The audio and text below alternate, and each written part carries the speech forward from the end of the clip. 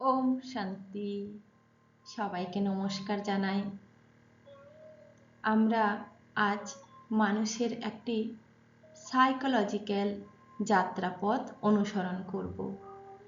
মানুষের মন যখন শান্ত থাকে তখন সে এক অপার সুখের অনুভব করে, আর সেই মানুষের মন যখন অস্থির হয় অর্থাৎ টেনশন, ডিপ্রেশন এবং স্ট্রেস অনুভব করে, সেই মানুষ পাগলের মতো আচরণ করে।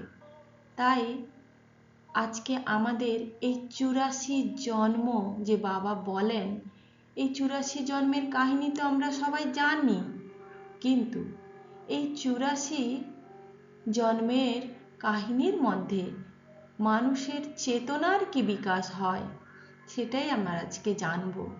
মানুষের তার সাইকোলজি, তার মনোবিজ্ঞানের যাত্রাপথ এর কি পরিবর্তন হয় বা কিভাবে মানুষ তার মনোবিজ্ঞানকে সুস্থ স্বাভাবিক রাখতে পারে, তা আমরা আজকে এই ভিডিওটির মাধ্যমে জেনে নেব।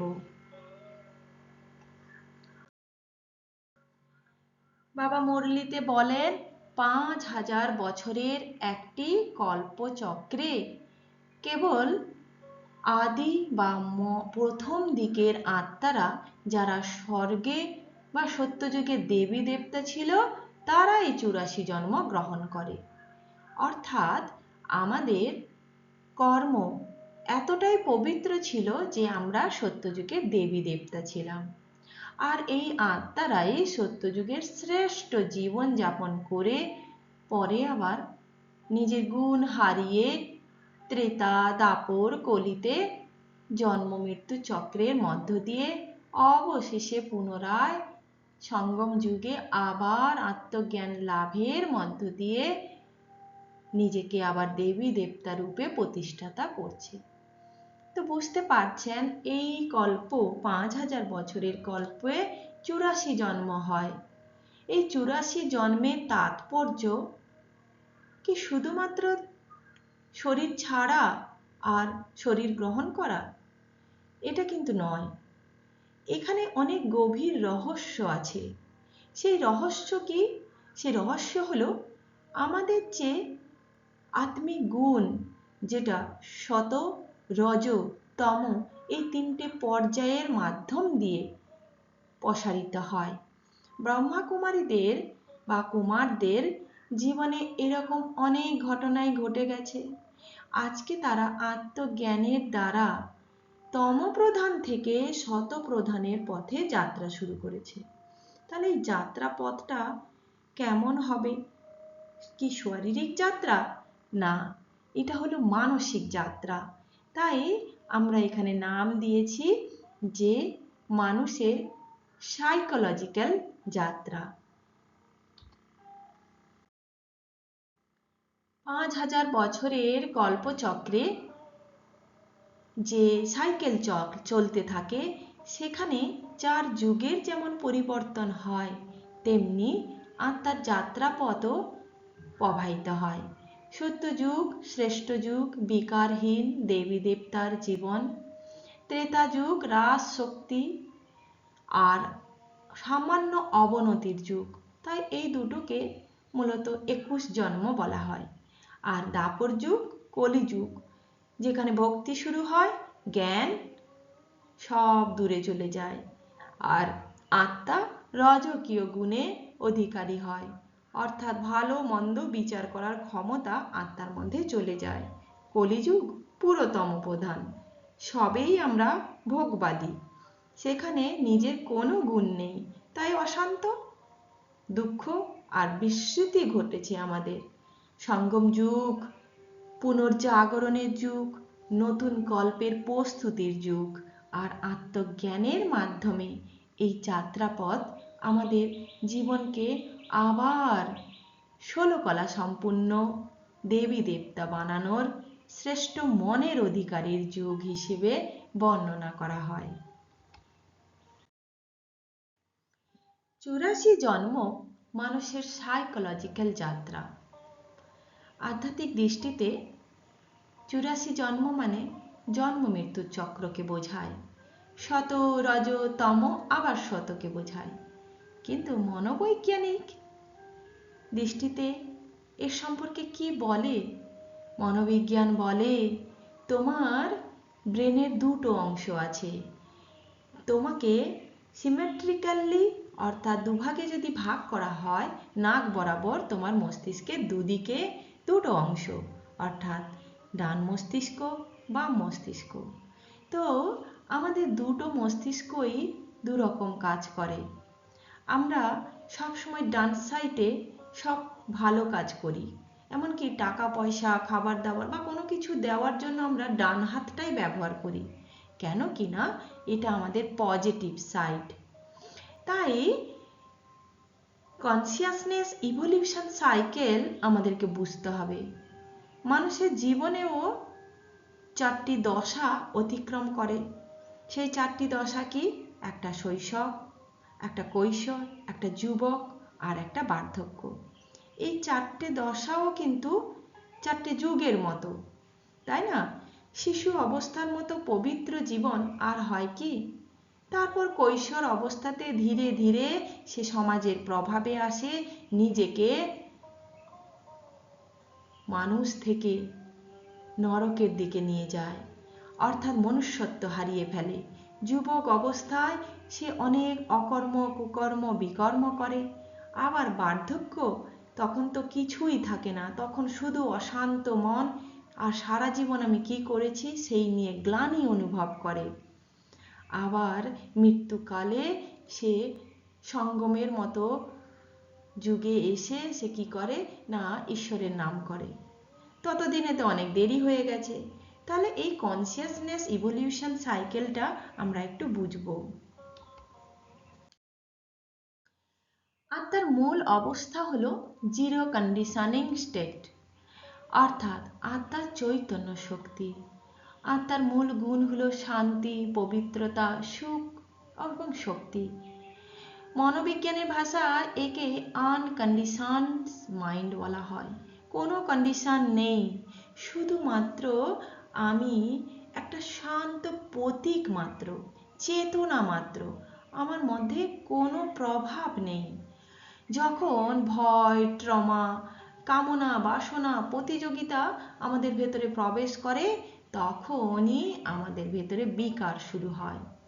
আর সেই বিকারই দূর করতে আমাদেরকে সঠিক পথ অনুসরণ করতে হয়, তখনই আমাদের জীবন পরিবর্তন ঘটে।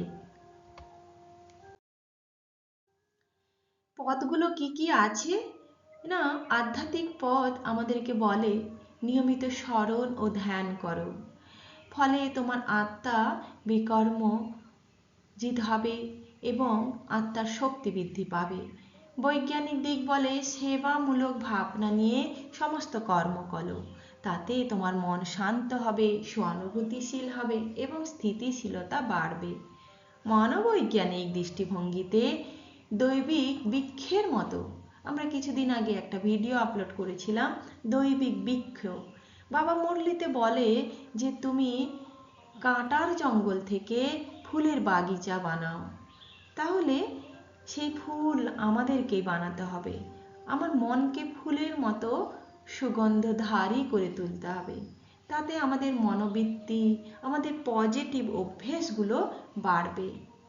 শাস্ত্রেও একে বলা হয় যে পবিত্রতা যত ছড়াবে, তোমার নাম, যশ, খ্যাতি সমাজে তত বৃদ্ধি পাবে। এর জন্য কি কি বিধি আছে? প্রথমত, সুখের আসক্তি, সাবস্টেল অ্যাটাচমেন্ট ফেজ। যখন আমাদের প্রথম পতন শুরু হয়, প্রথম আত্মা তার শরীরের সৌন্দর্যকে অনুভব করে, সম্পর্কে সুখ খোঁজে, সম্পত্তিতে আনন্দ দেখে, এগুলোই হলো আসক্তি। আর এই আসক্তির অভাবে তার যে প্লেজার কন্ডিশন ছিল, অর্থাৎ শান্তির বা সুখের জীবন ছিল, সেটা ধীরে ধীরে ভোগবাদে পরিণত হয়। তখন আত্মা তার নিজের গুণ হারিয়ে ফেলে। দ্বিতীয় পর্যায়ে কি আছে? অভ্যাস ও সংস্কার, হ্যাবিট ফরমেশন ফেজ। জন্মের পর জন্মে আত্মাকে নিজে ভুলে যায়, নিজের জন্মকে সে ভুলে যায়। সে ভাবে যে আমি যেই পিতামাতা থেকে জন্ম হয়েছি আমি তারই সন্তান, কিন্তু সত্য এটা, তিনি তো মহাবিশ্বের সেই পরম পিতা পরমেশ্বরের সন্তান। তো এইভাবে আমাদের মন যখন অধিকার, তুলনা, প্রতিযোগিতার সংস্কারে আবদ্ধ হয়, তখনই আমাদের মন কন্ডিশনে আবদ্ধ হয়ে যায়। তাই সংস্কার আমাদের নতুনভাবে তৈরি হতে থাকে, তাই আমাদের পার্সোনালিটির মধ্যেও পরিবর্তন আসে। তাই একে পরিবর্তন করার জন্য আমাদেরকে প্রথমে বন্ধনমুক্ত হতে হবে, সংস্কারের বন্ধন থেকে আমাদের মুক্তি ঘটাতে হবে। তখনই আমরা ধীরে ধীরে বুঝতে পারবো আসল সুখ কী। এবারে অবনমন বা বিকারের প্রবেশ, কিভাবে আমাদের মন ধীরে ধীরে ইগো আর ফেয়ার ফেজে পরিবর্তিত হয়। জন্মের পরে আমাদের কিন্তু কামনা, বাসনা, লোভ, মোহ এগুলো কিছুই থাকে না। এটা তো আমরা দেখে দেখে শিশুরা গ্রহণ করে, তাই তার সাইকোলজিটা এমন তৈরি হয়ে যায়, ইগো বেসড আইডেন্টিটি। তখন আত্মা নিজে যে শরীর সেটা ভাবতে থাকে, কিন্তু আত্মা তো শরীর নয়, আত্মা হলো একটি চেতনা। আর তখনই মন নরকে অবস্থান করে। তেমনি শেষ পর্যায়ে ক্লান্ত আত্মা, বার্ন আউট সোল ফেজ যাকে বলে, তখন সে কি করে, মানসিকভাবে ক্লান্ত, সম্পর্কের মধ্যে টানাপোড়েন, ভয় ও অনিশ্চয়তায় ভরা জীবন, যা তাকে ধীরে ধীরে গভীরভাবে আসক্ত করে। তখন সে আবার খুঁজতে থাকে, আমি কে, সুখ কোথায় পাবো। তখনই তার সামনে মুক্তির দরজা খোলে। তাই ঈশ্বর বলেন, তুমি যতটা ভক্তি করেছ ততটাই জ্ঞান লাভ করবে। এই সঙ্গম যুগ হলো আমাদের রিপ্রোগ্রামিং এর যুগ। আমরা যে সোল, আমরা যে আত্মা ছিলাম, সেই জ্ঞানই তো আমাদের কাছে হারিয়ে গেছে, যার কারণে আমাদের প্রোগ্রামিং ও মনের মধ্যে চেঞ্জ হয়ে গেছে। তাই রিপ্রোগ্রাম করে নিতে হবে জ্ঞানের দ্বারা, স্মরণের দ্বারা এবং রাজযোগ অভ্যেসের দ্বারা। তাই নিউরোলজিক্যাল সায়েন্সেও এই কথা অনুসরণ করা হয়, spirituality is better than science. স্পিরিচুয়ালিটিতে যে নিয়ম শৃঙ্খলা শেখানো হয় বা মনের যে সংযমতা শেখানো হয়, তাতে ডিসিপ্লিন মাইন্ড তৈরি হয়, তাতে কোনো কন্ডিশান থাকে না, তখন সেটা আনকন্ডিশন বা রিকন্ডিশনিং ফেজে থাকে। তাই বাবার শিক্ষা, নিজেকে আত্মা মনে করো, আমাকে স্মরণ করো, এটাই হলো সাইকোলজিক্যাল রিসেট। আত্মা যদি না মনে করি তাহলে বাবা আমি কে বুঝবো কি করে? বাবা যে আমাদের পিতা, ঈশ্বর যে আমাদের পিতা, সেটা আমরা তো বুঝতে পারবো না। তাই বাবা বলেন, আগে তো আত্মা ভাবো, তবেই তো পরমাত্মাকে চিনবে। তার জন্য নিষ্পাপ মন হতে হবে, ঠিক এই শিশুটির মতো। না সে আয়না দেখে নিজের শরীর দেখে, সে তো দেখে আমি কত সুন্দর। সেই রকম ভয়হীন, তুলনাহীন, স্বতঃস্ফূর্ত জীবনই আমাদেরকে সুন্দর আচরণে, আত্মিক গুণে পরিপূর্ণ করে। তাই শিশু যেমন আয়না দেখে হাসে, কখনো বিচার করে না, নিজেকে ছোট শিশু রূপে দেখুন, নিষ্পাপ আত্মা রূপে দেখুন। 2 নম্বর হচ্ছে অভ্যেস ও ব্যক্তিত্বের দ্বারা নিজের পার্সোনালিটি আবার ফরমেশন করুন। এটাই আমাদের ডেস্টিনিটি, যেখানে বুদ্ধদেব বলছে, what you think you become, what you feel you attach, what you imagine you create. তো এই যা তুমি ইমাজিন করবে সেটাই তোমার কাছে ক্রিয়েশন হবে। এক ছাত্র বারবার ভাবে আমি পারবো না, ধীরে ধীরে সে চেষ্টা করাই ছেড়ে দেয়। তখন তার ব্যক্তিত্ব হয়ে ওঠে ভয়ের। তার ব্যক্তিত্ব এমনভাবে বৃদ্ধি পায় সে জীবনে প্রতিষ্ঠিতও হতে পারে না, সবসময় ভয় কাজ করে। তাই নিজেকে অভ্যেস করো, আমি পারবো, আমার ভেতরে সব ক্ষমতা আছে। নম্বরে হচ্ছে সংঘর্ষের জীবন ত্যাগ করো।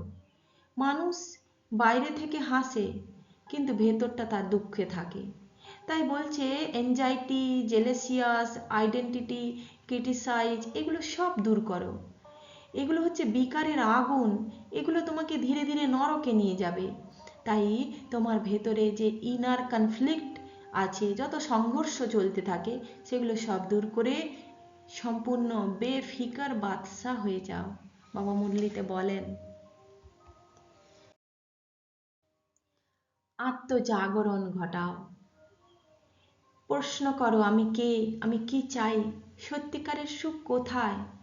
যখন আমরা এই প্রশ্ন বারবার করব, তখন আমাদের সাবকনসিয়াস মাইন্ড কি করবে, একটি নতুন অধ্যায়ের সূচনা করবে, যেই অধ্যায় আমাদেরকে ধীরে ধীরে শান্তির পথে নিয়ে যাবে। তাই ভেতরেই স্বর্গের এক রিফরমেশন ঘটবে। চেতনা জীবন, সচেতন জীবনই সবাই চাই।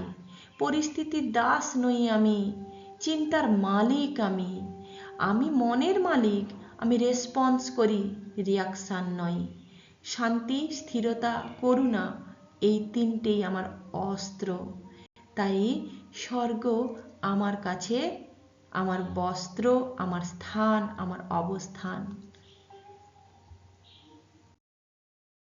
ধাপে ধাপে আমাদের মানসিক অবস্থা মুক্তি হলে আমাদের জীবন কত পরিবর্তন হয়। তাই আমাদের যে ধাপগুলো আমরা বললাম, ইনোসেন্ট হওয়া, তাতে মানসিক অবস্থার মুক্তি ঘটে, জীবন শান্ত হয়। কন্ডিশনিং অর্থাৎ তুলনা করা আমরা ভুলে যাই, তাহলে আমাদের জীবন কি হবে, শান্তি হবে, সুখ হবে। আমাদের হ্যাবিট করে তুলতে হবে, আমাদের কনফ্লিক্ট, দ্বন্দ্ব অবসান ঘটাতে হবে। ব্রেকডাউন যে আছে আমাদের জীবনে, যত ভাঙন প্রক্রিয়া, উত্থান পতন, সব ভুলে যেতে হবে। আমাদের অ্যাওয়াকিং অর্থাৎ অ্যাওয়ারনেস জাগাতে হবে। কনসিয়াস লাইফ, চেতনার জীবন নিয়ে আসতে হবে। তবেই আমরা মুক্তি, জীবন মুক্তি, স্বর্গের অনুভব করব।